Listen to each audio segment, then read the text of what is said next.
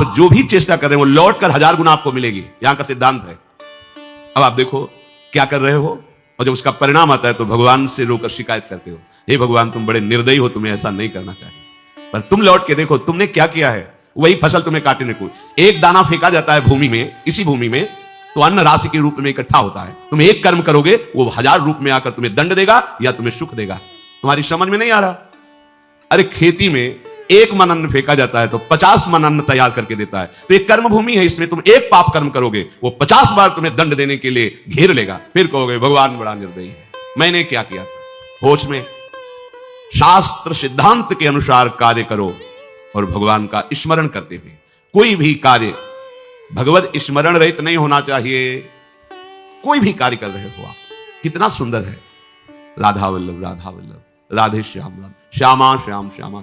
महान संत हो जाओगे गृहस्थी में रहते हुए, आनंद की धारा फूट पड़ेगी, शरीर छूटते छूटते तुम्हें भगवान मिल जाएंगे, जन्म मरण का क्लेश मिट जाएगा। पर हम प्रपंच को सत्य मानकर भगवत वाणी, संत वाणी, गुरु वाणी की अवहेलना करते हैं।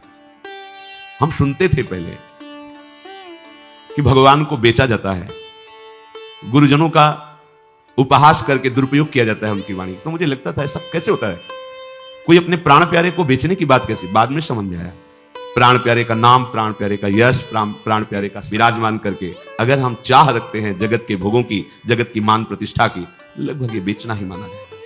ये होता है प्यारे को रिझाने के लिए।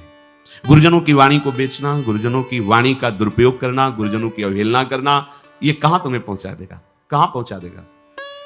अनंत माताओं जैसा वात्सल्य लिए भगवत प्रेमी महात्मा जन आपके कल्याण के लिए अपने एकांतिक चिंतन को भी गौर करके तुम्हारे बीच में उपस्थित रहते हैं। उनको तुम्हारी आवश्यकता नहीं है, तुम्हारे मंगल के लिए वो बोलते हैं, तुम्हारे मंगल के लिए उनकी सारी चेष्टा होती है। पर जैसे एक बिच्छू गंगा जी में बहते जा रहा था, तो काशी की बात, एक संत स्नान कर रहे थे, देखा बेचारे के पास ऐसी बल वृत्ति नहीं है जिससे तैर कर निकल जाएगा।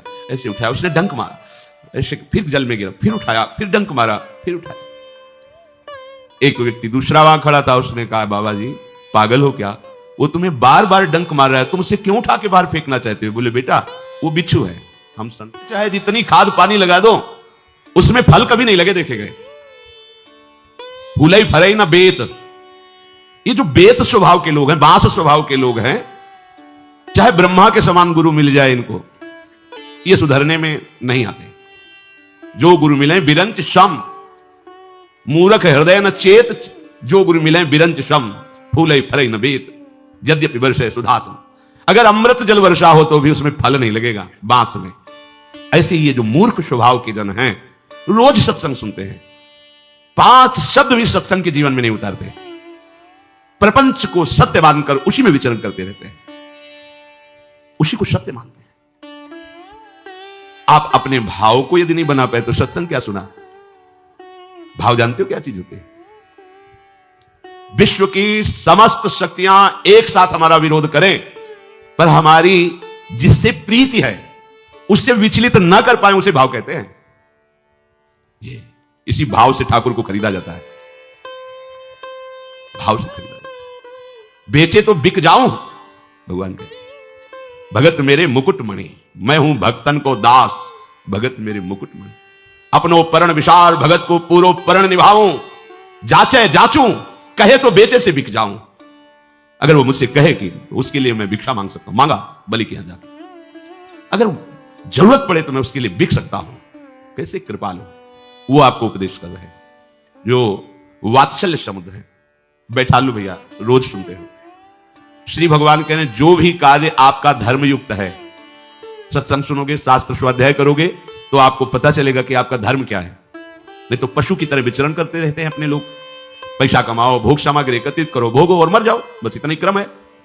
देख लो ना, पैसा कमाओ, भोग सामग्री एकत्रित करो, भोगो और मर जाओ, इतना ही क्रम है बार बार। नहीं नहीं, ये क्रम नहीं है। पैसा कमाओ धर्म से, भोग सामग्री लाओ, ठाकुर सेवा में लगाते हुए प्रसाद रूप से पाओ, और जीवन जियो हरि के लिए, अब सार्थक हो गया जीवन। भगवान कह रहे मई अर्पित मनोबुद्धिर मामे वैश्यस्य संशयम। जब तुम ऐसे चलोगे तो तुम्हारी मन बुद्धि मेरे में अर्पित हो जाएगी। कैसे कैसे समझाएं। कभी कभी हार चित्त स्वीकार कर लेता है कि नहीं समझ पाएंगे, नहीं। आप समझना नहीं चाहते तो कैसे समझाया जा सकता है। अमृत का सानिध्य मिला, कथामृत, लीलामृत, नामामृत, धामामृत, चरणामृत, रूपामृत। पर आप समुद्र के उन्हीं जीवों की तरह अपने को दुर्भागियों की पंक्ति में मत खड़ा करे कि बाद में जीवनी लिखी जाती है। बाद में जीवनी लिखते हैं और गर्व से कहते हैं ये मेरे गुरु की जीवनी है, लेकिन गुरु का जीवन अपने जीवन में एक नहीं उतारा। क्या होगा ये? उपहास। रहे तो समझे नहीं, गए तो समझ रहेगी नहीं। पहली आए समझ जाओ, ये ज्यादा दिन की बाजार नहीं है। चंद मिनटों के लिए समय दिया जाता है, स्वीकार करके चल दो तो निहाल हो जाओगे। नहीं, आगे अंधेरा है, अभी चांदनी है, सैया बिछा लो, अंधेरे में नहीं कर पाओगे। जहां जाना है वहां की व्यवस्था कर लो। जब काल अंधकार पैदा कर देगा, विपत्तियों का, रोगों का, समस्याओं का, फिर तुम भगवत प्राप्ति के लिए उपाय नहीं कर पाओगे। अभी संयोग है, सत्संग मिल रहा है, डांट मिल रही, सानिध्य मिल रहा है, अभी भगवत प्राप्त कर लो। आगे जब हमारे संतों के समाज में तुम्हारा मन भगवत प्राप्ति के लिए उत्साहित नहीं हो रहा, तो तुम्हारा विषयों पुरुषों के संग। जब आप सत्संग सुनेंगे तो आपको सार बात की अनुभूति होगी। सत्संग का एक विशेष प्रभाव होता है। अगर सत्संग सुनकर असंगता नहीं बढ़ रही, भगवत प्रियता नहीं बढ़ रही, तो या तो तुम बहुत ही मूर्ख हो, कुसंग कर रहे हो, या फिर भाई सत्संग ही नहीं हो रहा है।